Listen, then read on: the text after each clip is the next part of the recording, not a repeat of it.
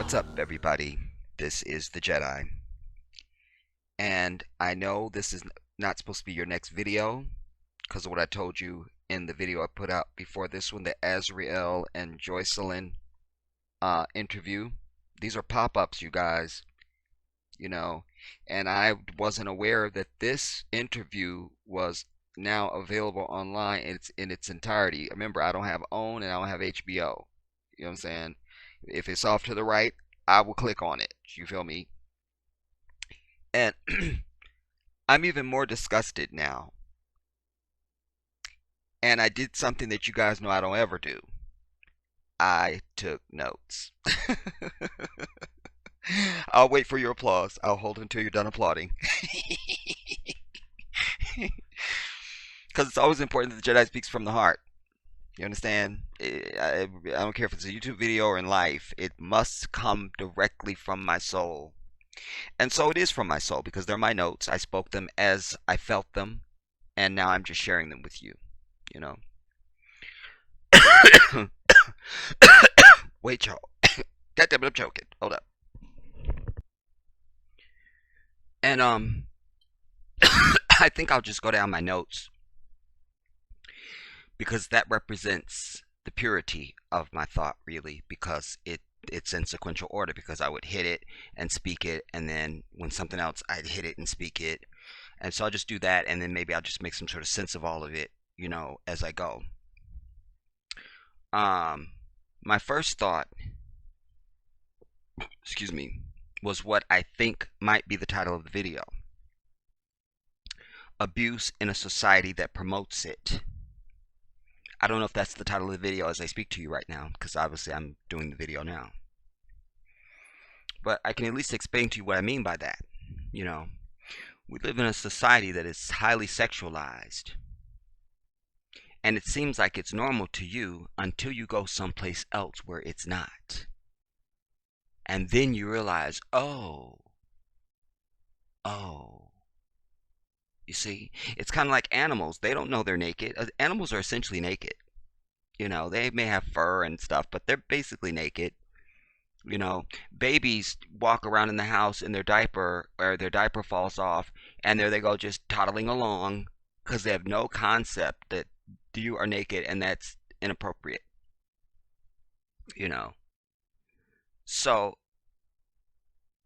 it's akin to that,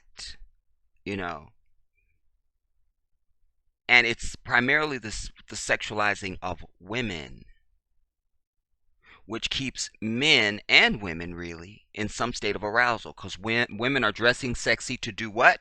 Feel sexy. What does that mean? That means you want to have some sort of consciousness of sex on the brain. That's why you're wearing this or that. It's not just a throwaway word. It means something. So if you want to feel sexy, that means you want to feel in a state of sex. Therefore, you want to attract that to you. And I just think when you play with fire, you get burned and you don't get to say anything about it. I just feel that way. You understand? As a Muslim, what's normal for me is our women cover themselves. We don't have to. When I'm around Muslim women, there's no thought or anything. I don't have to think about diverting my eyes and watching, I don't have to think about any of that. I'm only talking to the sister, and I'm really just talking to her soul, because I'm just looking at her face. That's all. But you're not going on any day of the week tell me you're going to stand in front of me with your cleavage out and nobody's supposed to look at you. Take your ass back in the house and put something on. Throw a sheet on. Do whatever you got to do. Whatever you present yourself with, that's the consequences you accept and deserve. You seal your fate with the choices you make, and you lay in the bed that you make.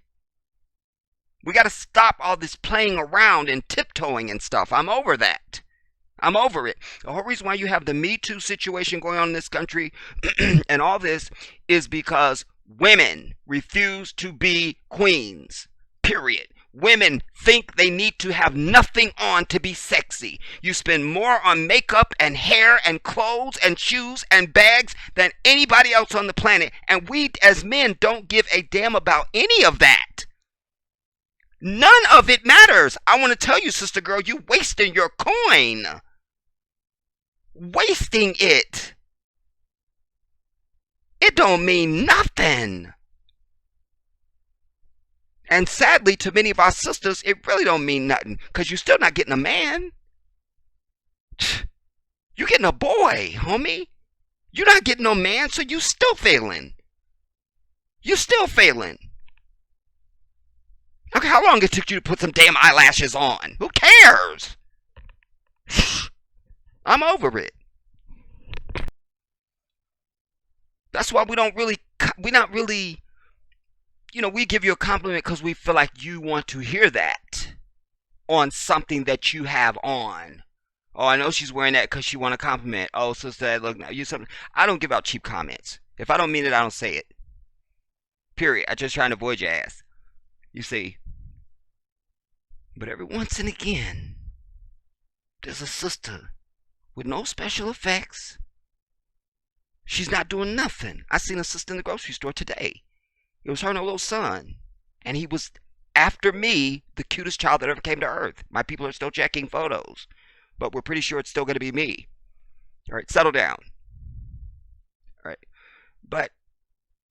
And there she was. But you could feel her non-pretentious spirit. She had her glasses on. They were prescription. She was beautiful. But there was nothing like, please notice me. And she was beautiful. You see? Because for me, and I think a lot of brothers a lot of men will agree with me on this. We're looking for that radiating beauty that comes from within you. You can't put a lash on that. You can't put a high heel on it. You can't. It's either there or it is not. And we move on. You see? And for brothers that's living that godless side, then you just become a piece. And then he's off to the next piece. And he's off to the next piece. And then if you're dealing with a brother that don't know that even exists, he spends his whole life looking for the next piece and the next piece and the next piece and the next piece. Because he don't even know there's an end of the road. He thinks there's only pieces. That's why he's got trouble when you want him to say you love him. When you want him to say he love you and put a ring on it. He don't know how. Because he's like, I don't know there's an end of the road, but he doesn't know that. He's just like, well, you're just a piece. Why am I supposed to stop at you? Why am I supposed to stop at you? And then there's pressure. You shall go on and marry that girl. Then he marry you, and then he's cheating.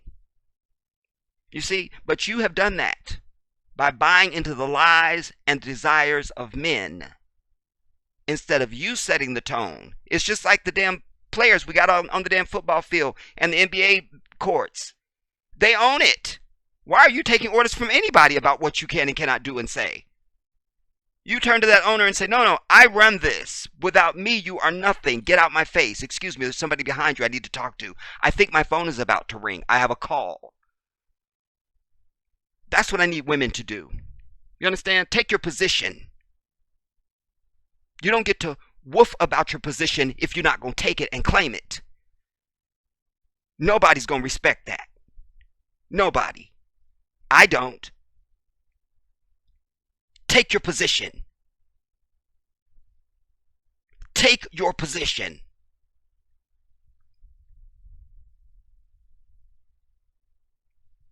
Because when you do that, it's going to be a better world for all of us.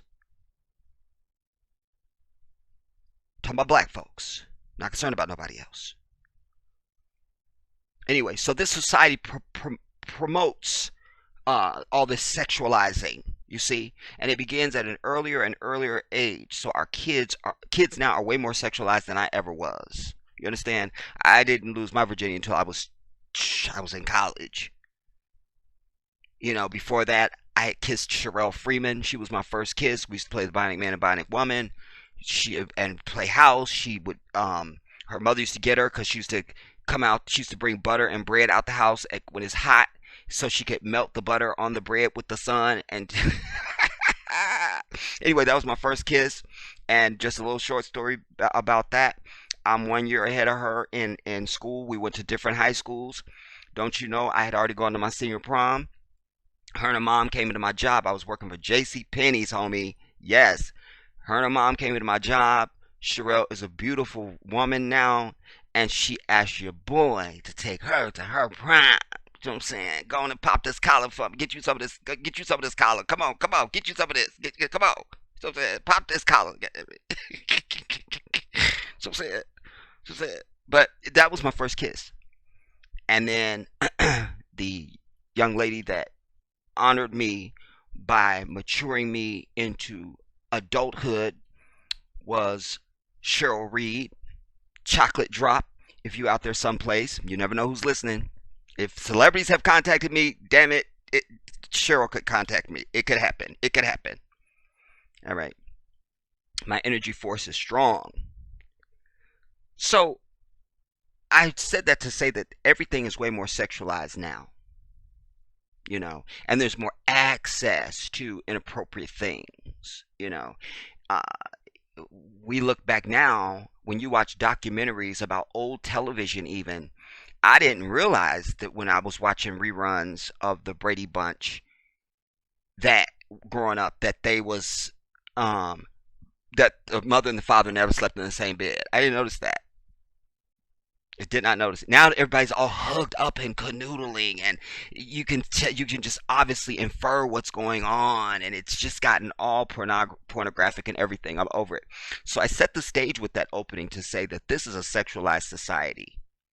So let us not gasp and clutch the pearls when any damn thing unholy happens. I don't care what it is and to who. That's keeping it real. You see, we want to have this godless society, and then something happens. We thought we were in the monastery. In the monastery, you see, suddenly, no, you're in the asshole of Satan, the seat of the devil. That's where you at. Newsflash. You understand? Wherever you live in the country, your zip code is asshole of the devil, USA. You see? So we have to understand this. Now, let me move down my notes. All right. She says it's not about Michael Jackson, but they mention his name a million times. Yes, they do. They keep mentioning his name and keep mentioning his name. And my biggest gripe is, then why didn't you just call it sexual abuse of or whatever? Which she already started at the show saying that she did in her 25 years of the Oprah show. 25 years. I've never gotten more sick of hearing that number, and my birthday is on the 25th. You guys know I just had a birthday in February, and I've never been more sick of hearing the number 25. Never been more sick of it. But she had done 200 and some odd shows during those 25 years on just abuse, sexual abuse. And as I said in my other piece I did on her, you've already done this show, Oprah. Why do you need to do this show? Why you don't need this interview? What are you doing? Why are you doing this? You see, which makes it seem even more conspiratorial. And I think that the evidence lines up for that. I think the evidence lines up for that. It's all there. Because she starts off saying this isn't about Michael Jackson, it transcends Michael Jackson, but yet you wouldn't be sitting up there. You've gotten an audience and everything in there. By the way, where'd you get the audience from so fast? And a location, a venue, and shows are planned. Certainly, if it's gonna be a live, in front of a live audience, that wasn't a pop-up show. That wasn't. This has been planned, dude. This has been planned. It's been planned, which goes to conspiracy. You understand? Especially knowing now what we know about how they've moved back the Weinstein trial and all the other evil that's going on. Let's see. And one of the troops, I forget your name now, had left a comment that they just passed a bill in Chicago, or in Illinois was his language, in Illinois, that prevents you from recording police. Damn it, I forgot the language. If something about it prevents you. It's a new bill, and I said I will follow up on it and look into it. But anyway, I'm just citing that as just another thing that we're being distracted from. You understand? And we know the whole thing with R. Kelly's happening in Chicago, or in Illinois, Chicago, Illinois. So that's out when she says it's not about Michael. That's a flat out lie, because nobody would watch if this was about anybody else. Nobody would be watching. It wouldn't be the highest trending thing on the internet. It wouldn't be. It would be a non-story. uh, oh, and then I also asked, where did she find all the black people? Uh, all of a sudden, yeah, because her audience were predominantly white. You see, I don't know where this interview takes place. I don't know that. I don't know that. I don't know that. I don't even know if they mentioned that. But it doesn't matter. Her audiences for 25 years were mostly white. Suddenly, I see more black people in this audience than I've ever seen in my entire life. Not only that, but they kept zooming in and focusing on black people in the audience. They kept doing that. They kept doing that. They kept doing that. And I noticed that many of the black people were not buying it, according to my read of their body language and their reaction, the looks on their face, and things like that. Key moments when they should have been applauding, when other people were applauding and they weren't, and things like that. So where'd she find all the black people all of a sudden? Then I said, okay, they're acting as if they care so much about sexual abuse, but this would not exist if they weren't going to use Michael Jackson. Oh, I just said that. Okay, then. So my thoughts are consistent. But I'll still read it. If they weren't going to use Michael Jackson's name, and if these so-called victims had not known Michael Jackson, these alleged victims. Okay, all right. Then I said, what did they get?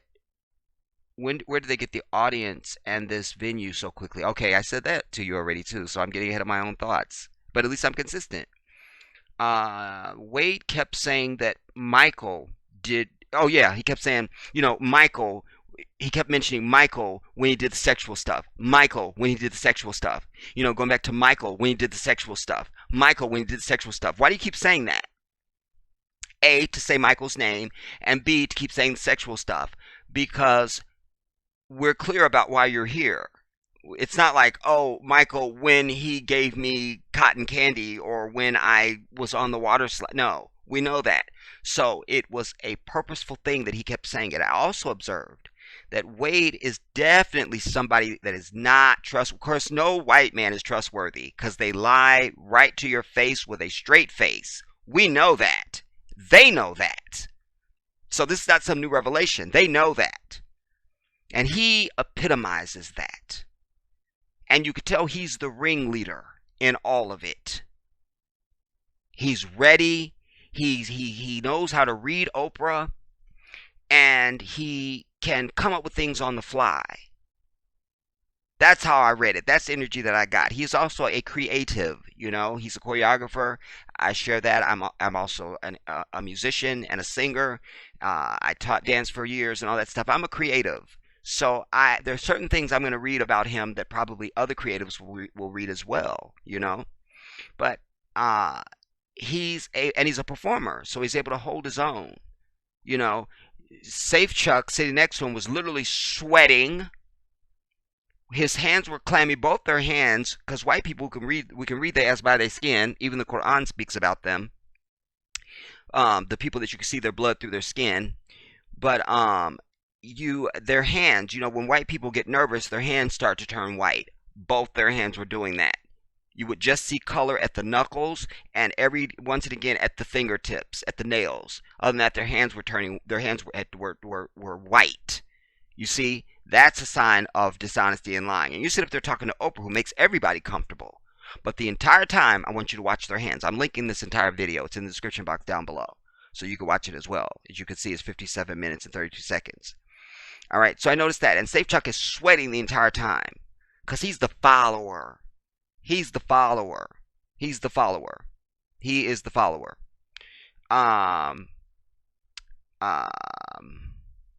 Oprah is not being.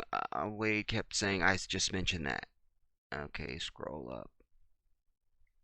Oprah is not being a journalist here because she quotes the mothers and anybody who is spoken as if the voice of God had said it and that it was written in the Quran.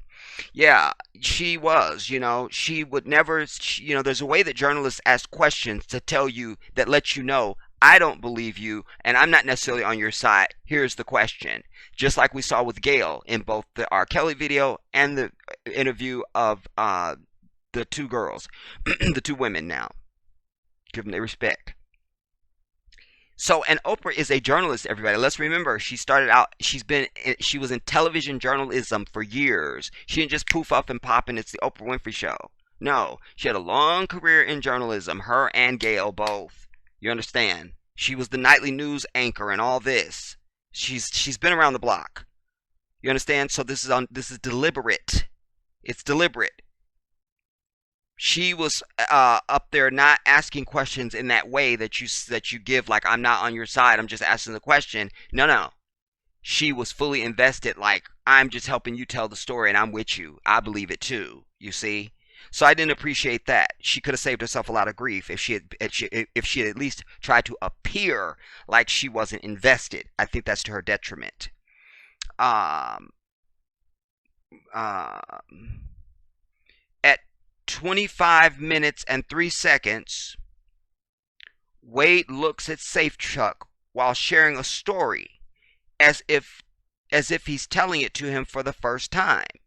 Yeah, okay, I remember. Okay, they've been working on this film. Why would he be looking at him and telling him this in a tone as if he were telling it to him for the first time? Yeah, again, body language. I want you to notice that at 25:03, everybody. He starts to tell the story and then he looks at Safechuck and Safechuck is looking back at him as if he's telling it for the first time, he's hearing it for the first time. That's also suspect and did not go past the eye of the Jedi. They have mixed the lies and the truth, things and feelings that Michael really had and associated with them, like saving him, making him feel safe and needed. Those can be real at the same time that they are lying. Yes, what I mean by that. Because I saw that going on too. They would say things that clearly you would that could clearly be twisted. Like they gave the example of, he made us feel like we were saving him. That he felt safe with us and that he needed us. Well, I could see Michael saying that. You're the most popular human being that's ever lived. And not after your death, but while you live, you are the most famous human on the earth. Ever. I could see that. I know people that are not as famous as Michael who have said that, who are famous. Because in entertainment and in celebritydom, it's hard to connect with real people. You don't know who is really your friend, who's just there because they know your name and they know who you are and what you do and what you're worth, and You see? So it'd be very easy to be deceptive in that area. To mix things, you see? But I want you to also notice overall body language, as it were. All right?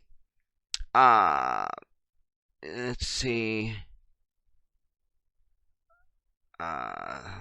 This thing is like having your own stenographer. You just speak it, it types every single word. At 26 minutes and 8 seconds, I said I noticed that every time Wade tells an unbelievable story, he clenches his jaw and breathes out his nose, almost like Trump. All right? And the example, and what made me notice it at that point, was because right after he does that, he tells this story of describing him being at Michael's house, and he goes, I'm sleeping. It's dark in the room, and all of a sudden I wake up and I look over and there's a dark figure in the corner. Like a dark figure, really, white dude? You're in Michael Jackson's house, probably the most secure place outside of the White House and the Pentagon, and a dark figure? Because you heard somebody crying? Who'd you think it was? The Abominable Snowman? And I looked and it was Michael. Oh, thank God. You had me hanging in the air there. I just knew you were going to say it was Spider-Man, or I had no clue.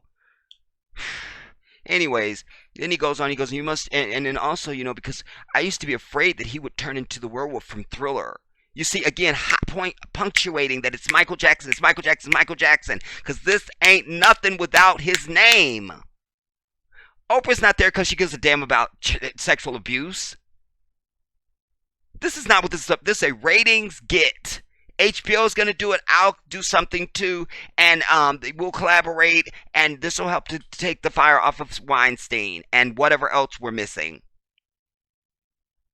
I'm so over this lady, and it hurts me because I love Oprah Winfrey so much. I love her story. I've probably one of the privileged few on the earth that have been able to say they were in the same room with her and that she saw you. I was less than 3 feet away from her. Um, and I just celebrate her story. Her story won't change, even though I can't stand her ass now, but it still hurts. It hurts. And then on top of that, it's the betrayal, and you're a black woman, and I can just start listing the shit of why it all hurts. So we're gonna start another group of victims now. Everybody, write this down, damn it. It's a new group of victims since all these victims is coming out. Now it's all these victims. So I'm a victim, and I'm sure there are others out there. When black celebrities let us down, the pain that we have to deal with is just. I don't stop the cameras. I said I wouldn't do this. You know, nah. We start our own victim ass group. You see what I'm saying? Because there's real pain that people would understand. I'm over it. Um, uh,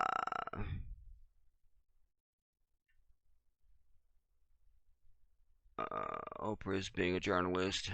Did I finish reading that? Because she quotes. Oh yeah, I read that. Damn it. Oh, at 26:08. Oh, when I was talking about, I just gave you the example. All right. Uh,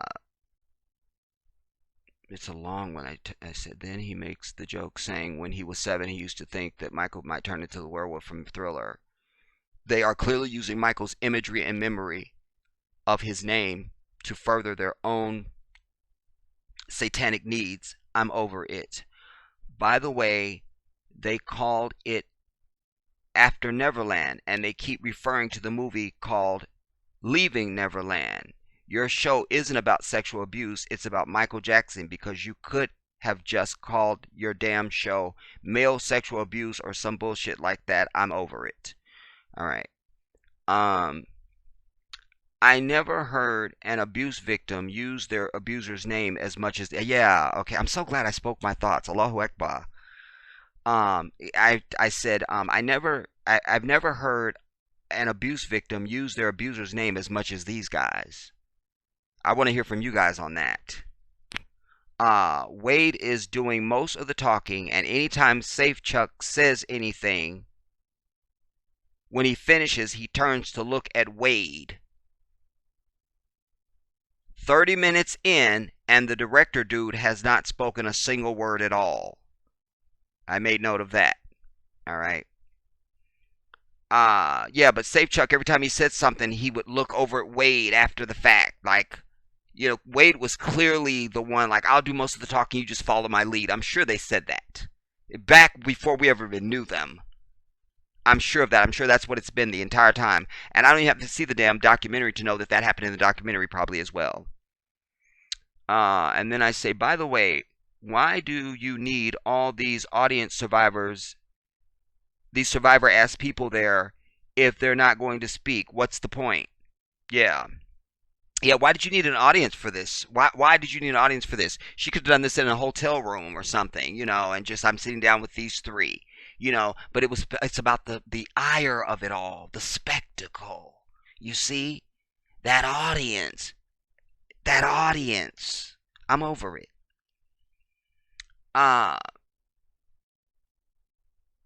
Finally, at 29 minutes in,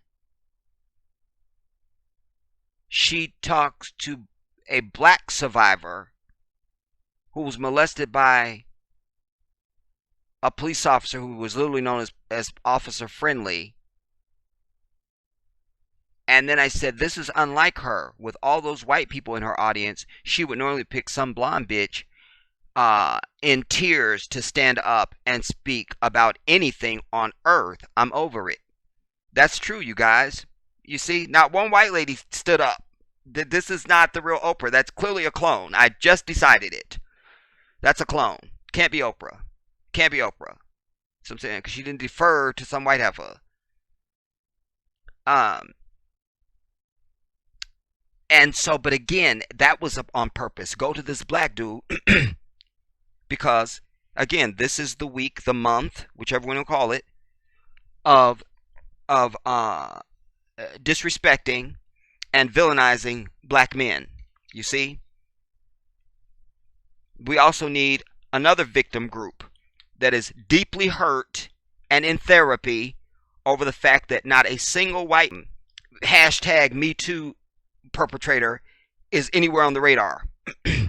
I'm deeply victimized by that, and I need somebody to pay for my counseling. It'll probably have to be Oprah. Somebody will have to pay me for this.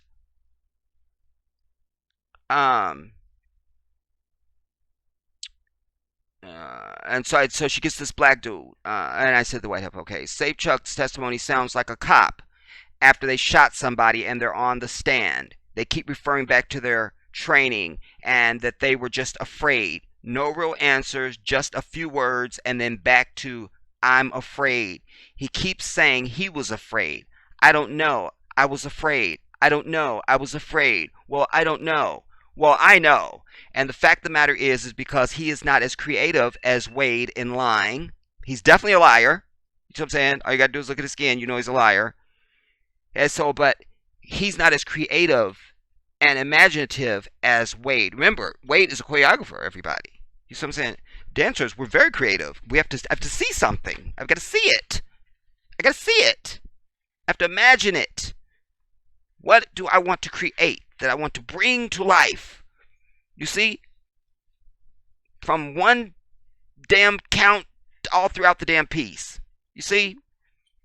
Could take days just to come up with the first 8 counts. I have to feel it. I have to see it. I have to sit with a piece of music. And what is it going to tell me? I have to see it. The music has got to talk to me. It's got to talk to me. It's got to talk to me. It will tell me. You see. So he's way more creative, and that matters in this scenario because Safe Chuck is just a limp wrist, weak flunky trail along. You see? That's what he is now. That's what he is. All right? You can write that down. That's gospel. Uh, um, I'm mad that I actually speak I'm over it. And then it actually is on there. What? Okay, I said that. Okay, this thing keeps rolling itself. I'm over it.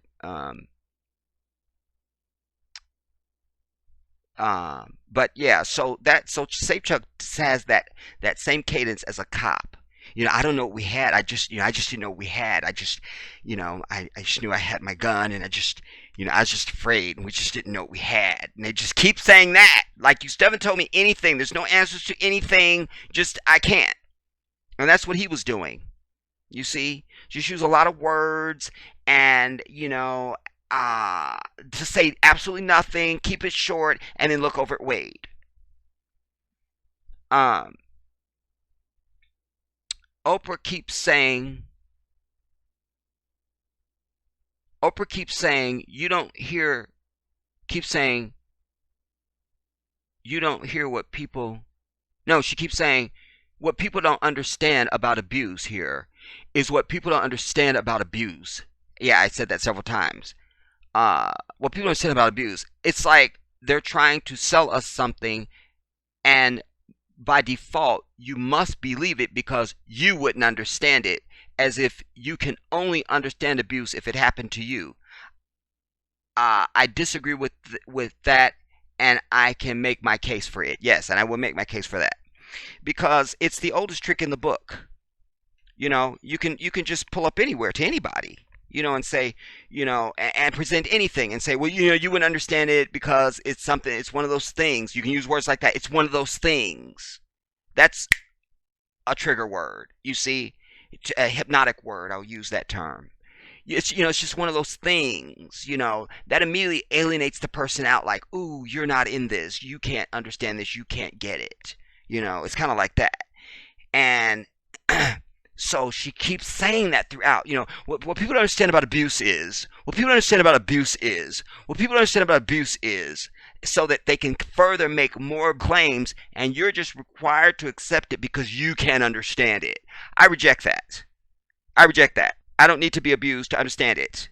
I don't need to. You understand? All I need to do is be a human being. I don't need anything else. But that is one of those misleading, hypnotic tactics to forward over onto somebody some bullshit. It's kind of like when the government does anything, go, well, that's classified. And people will, regular citizens will argue you down and say, well, they said it's classified because they don't want us to know, because and they believe it. They bought into it because they're a dumb bitch. You see? But the intellectual says no, and questions and challenges. So this is up that same alley. It's like when they say, oh, it's classified. That means you wouldn't understand it. It's too much, and it has too many implications, and so we just can't let you know. This is in that same wheelhouse. What a lot of people just don't understand. What people don't understand. You see, no, I'm up on the game, homie. You got to get up earlier than that. Because by the time you get up, I already been up about 24 hours. So you're still not going to beat me. You still not. You still not, though. But you still not. You see? She doesn't even make the disclaimer that the Jackson family is calling this some bullshit until 33 minutes and 30 seconds into the piece. You see? Again, she's a journalist, everybody. You make your disclaimer right at the beginning. You know what a firestorm this is. You even made the statement to your audience. We're all going to get it. So why at the very beginning of this piece, you were more concerned about saying it's not about Michael Jackson, as if we're going to believe that. You were more concerned about saying that than saying, first of all, let me just put a disclaimer from the family. Since you sat your fat ass in front of Katherine Jackson and the family, and she cried and gave you an exclusive interview, Oprah, how dare you?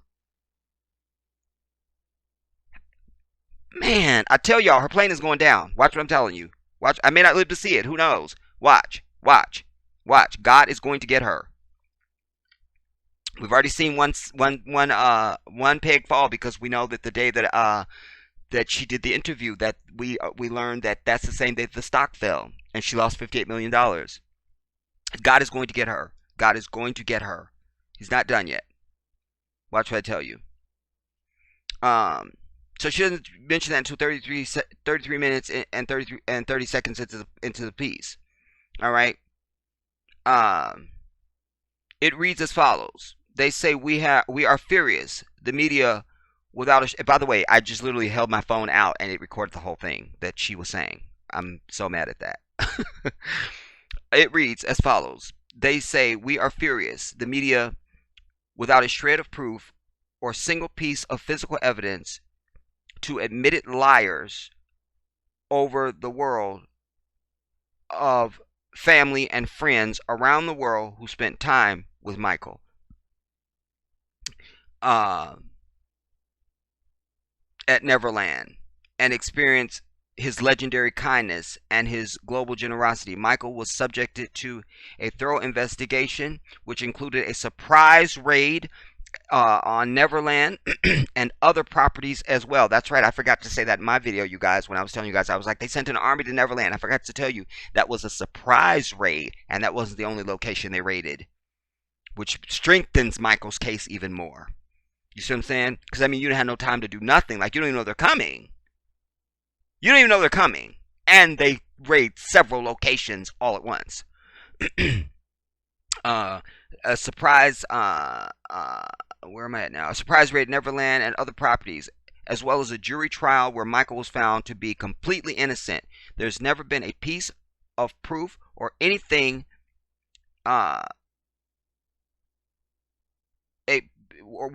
there's never been one piece of proof or anything. The creators of this film were not interested in the truth. They never interviewed a single solitary soul who knew Michael, except the two perjurers and their families. So yeah.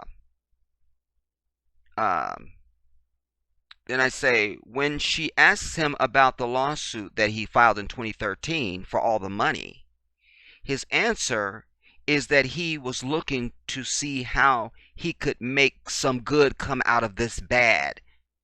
And so, what platform can he use to make them listen? And Oprah asked him, "Who is they?" And he said, "The estate." Well, the estate is not and never has been located at Neverland and had nothing to do with this. And if you want them to listen so much, now, why didn't you just go to the family since you were so cozy with them? Why didn't you go to the family when it was happening? Uh,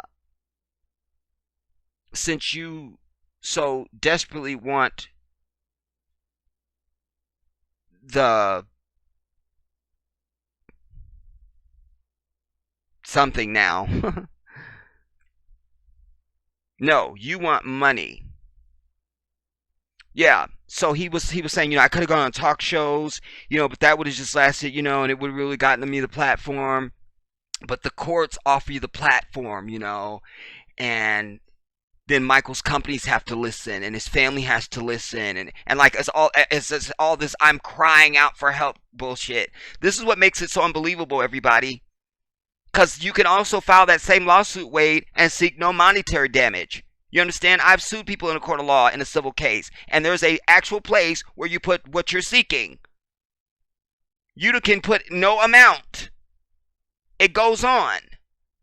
If this is really about a legal platform, because Michael's companies didn't rape you, Michael didn't rape you, his estate didn't rape you, you're a liar. You are in this for money. And Oprah could have gone even further with her questioning, and she didn't because she's part of it. She's part of it. She's part of it. Damn it. I never thought I would have to speak about Oprah like this, but damn it, I tell you, the truth is what matters. It's all that matters. Then she asked them, well, did you think you were supposed to have some money? And he said, that wasn't a thought of mine. What a damn liar, dude. He said talk shows, he said talk shows wouldn't have done anything. The legal system gives him a platform, but the money had nothing to do with it.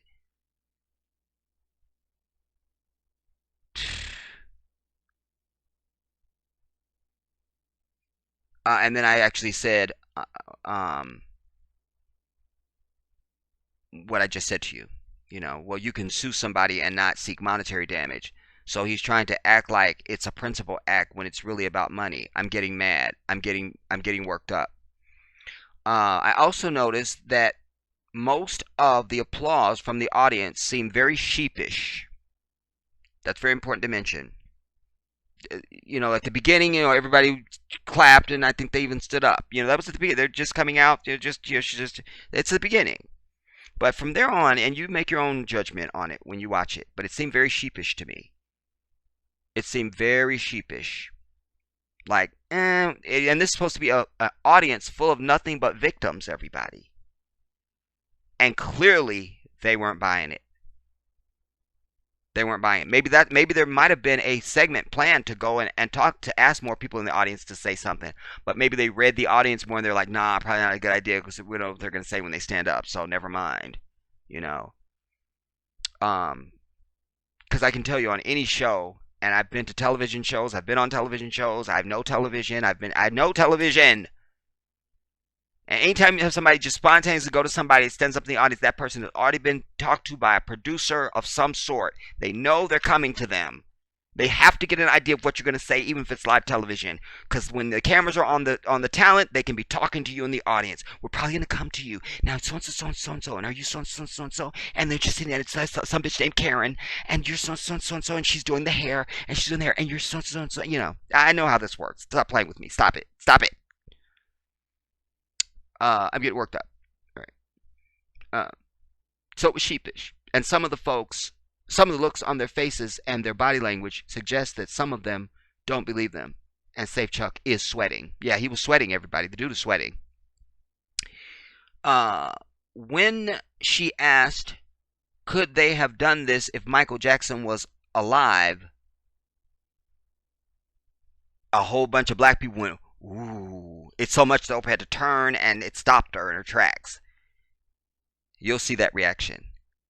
But what I want you to notice is that they don't answer that question. The filmmaker pops up and answers it. No, no. We want to hear from them, and she doesn't follow up after she asks them, and they don't answer. The filmmaker just blurts in, yeah, I could have done it. I could have done it. And then she doesn't say, well, what about you two? She doesn't follow up. And you'll notice there's several places along the entire interview where she asks a question that you really know is going to be tough for them to answer, but we want that answer. And she'll stack another easier question on top of it. She knows what she's doing, everybody. This is Oprah. She's Oprah Winfrey for a reason. You know, the same like it's Wendy sitting up there. That's Oprah. She's been doing this for for more than 10 minutes. I'm being told. I'm being told she's been at this for more than 10 minutes. I'm being told that in my ear. I'm being told. You see, so she'll get a pass. So only the dude speaks up.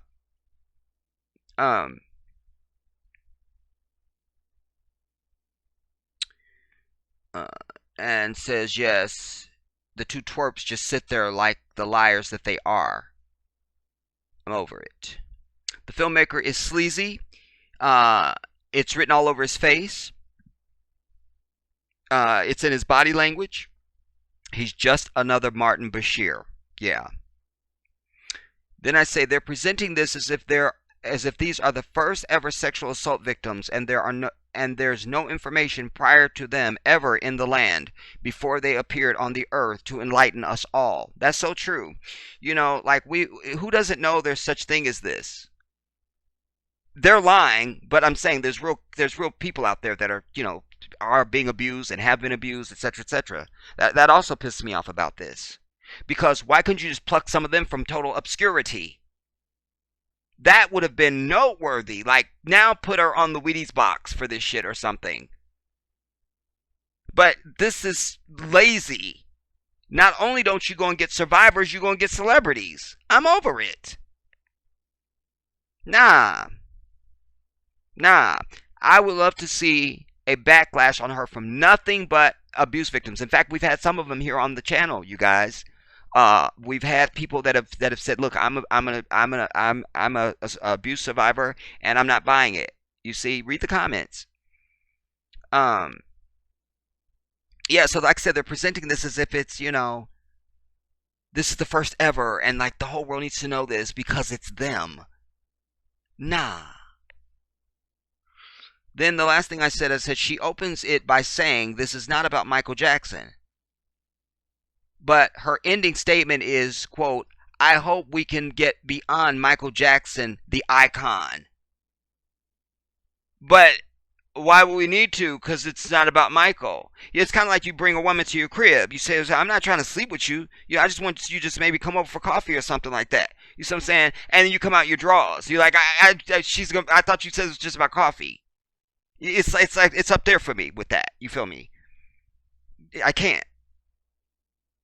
And so this is what we see here. I hope we can all get beyond Michael Jackson, the icon. Stop staring into the sun and do what is necessary to heal our children and heal ourselves. Nah, I can't.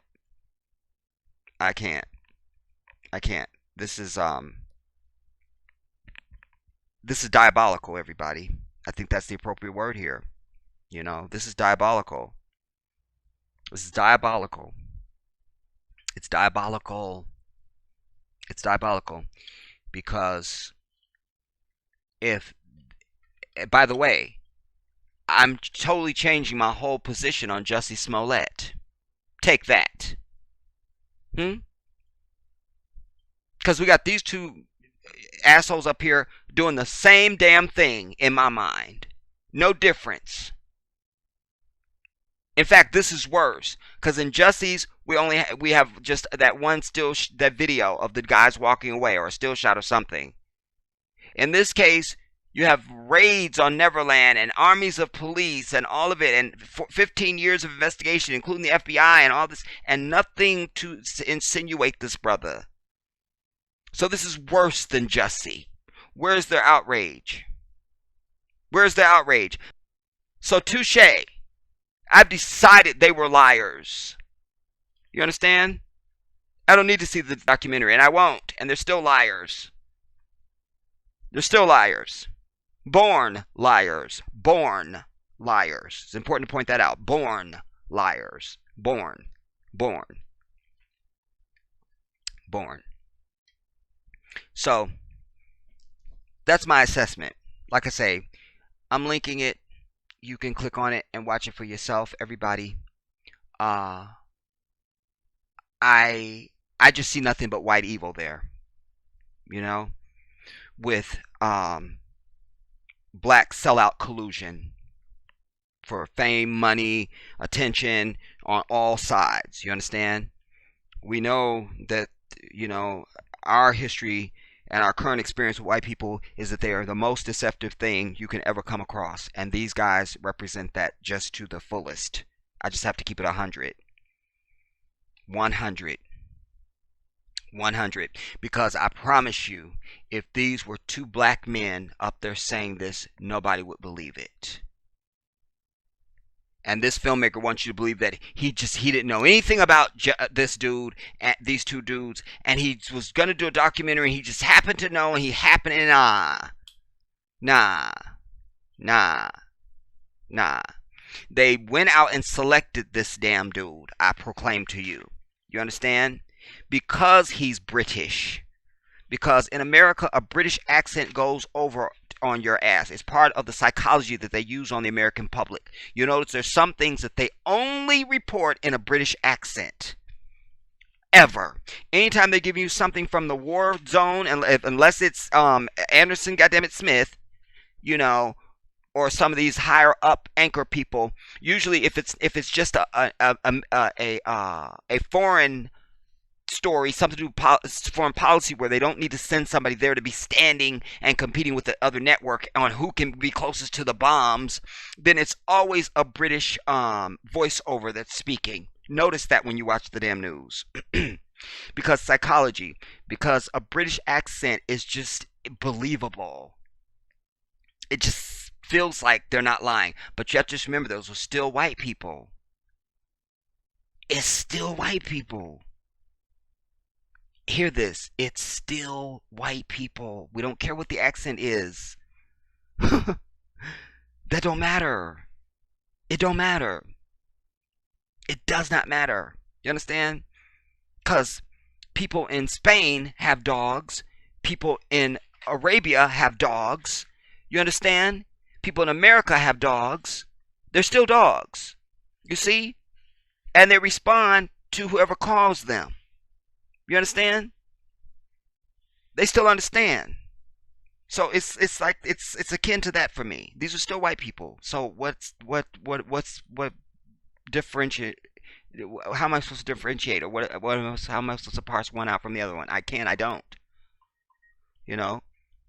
So they selected this dude because they needed somebody who was widely unknown to the majority of the public.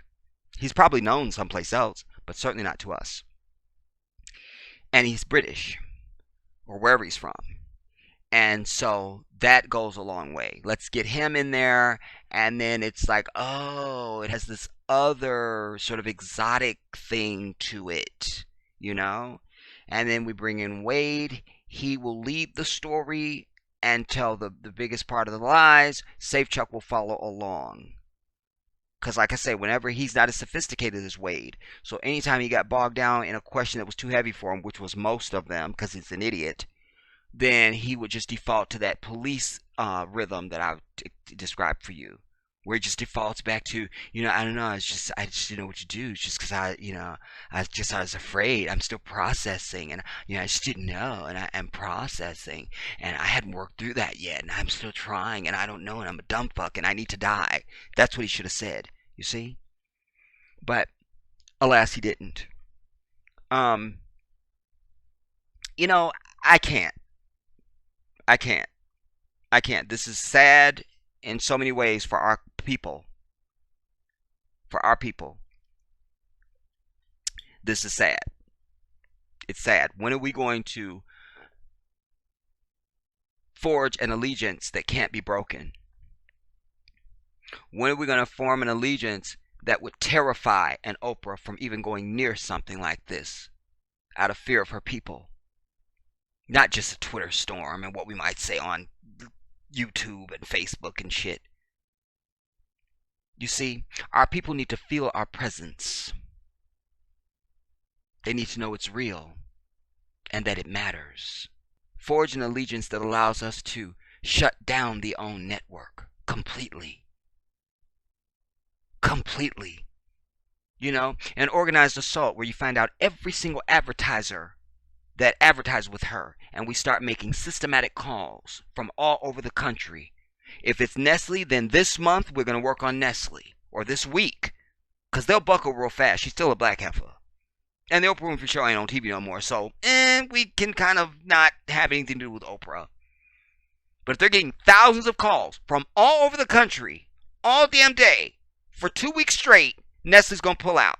Then we start on Pepsi. Then we start on Frito-Lay. I think they own Pepsi. I think Pepsi owns Frito-Lay. All right, fine. But you get what I'm saying. You know what I'm saying? Then you start with the next advertiser. Until she has no more advertising on OWN. None. We shut it down. We shut it down. We shut it down.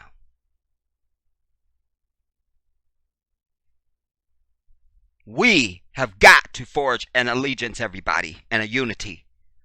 I always say if we want something we never had before, we got to do shit we never did before. And sadly, there was a time when we were united. But that's when we were segregated. You see what I'm saying? Which was the worst thing that ever happened was integration after slavery. Worst thing that happened to African people. The worst. The worst. You see? Because we were unified then. We were unified. And we were ready to fight for each other. And not with each other. We need to reclaim those times. This is the Jedi.